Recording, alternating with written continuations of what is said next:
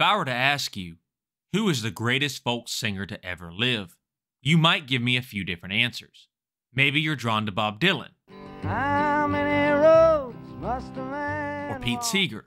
What did you learn in school today, dear little boy of mine? Or even Joan Baez. I'll be damned, there goes your ghost again. All of these are legitimate choices. My pick, however, is someone who probably didn't even enter your mind. Someone who, despite being one of the most respected artists by his peers at his peak, has largely been forgotten today. To me, the greatest folk singer to ever live is Phil Ochs.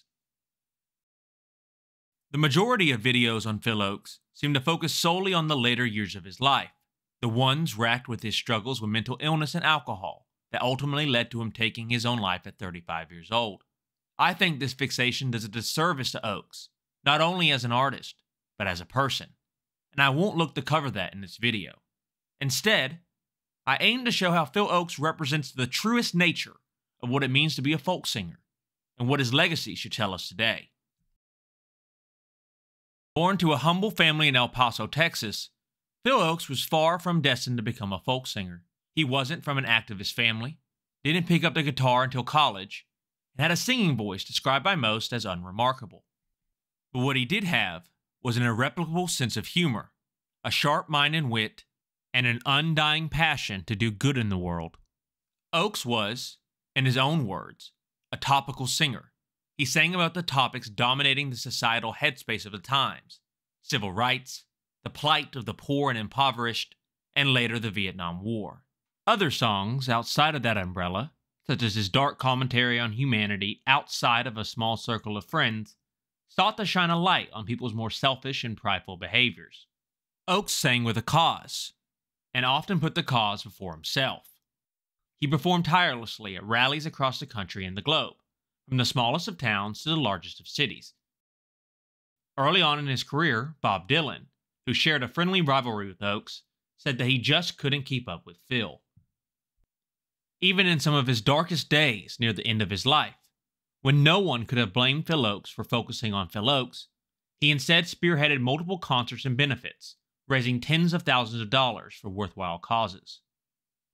His dedication to giving a voice to the voiceless, even at his own expense, is a core reason why I believe that Ochs exemplifies the spirit of what a folk singer should be. Some describe Ochs as a singer who wanted to change the world, but I think even that wording misses his true priorities. Ochs was not a singer who had decided to use his platform for good. He was someone who wanted to do good, and decided that becoming a singer was the best way to do so. As Ochs put it in 1962, one good song with a message can bring a point more deeply to more people than 1,000 rallies. Music was just the vehicle for Ochs to try and push the social consciousness towards a more egalitarian future. But he wasn't just an ideologue with a guitar. He was legitimately talented to boot. From his serious ballads such as Too Many Martyrs to his fun and satirical Love Me I'm a Liberal, his ingenuity and creativity shines at every turn. Many critics labeled his voice as just average, something to overlook in favor of his cutting lyrics. But I think that just adds to his credibility as a folk singer. Phil Ochs, a voice for regular people, had the voice of a regular person. Quite fitting, if you ask me. Ultimately, Phil Ochs would see his fandom dwindle in the early 70s, as his fellow folk singers like Bob Dylan turned to more commercialized and less political music. The community of topical songwriters he was so integral to was no longer able to capture the public's attention in the same way it had in the 60s. Coupled with the personal struggles that helped cut his life short, it is perhaps understandable why Ochs has not had the enduring mainstream legacy of some of his contemporaries. But as the world keeps turning on, Ochs' message, and his passion, still rings just as true.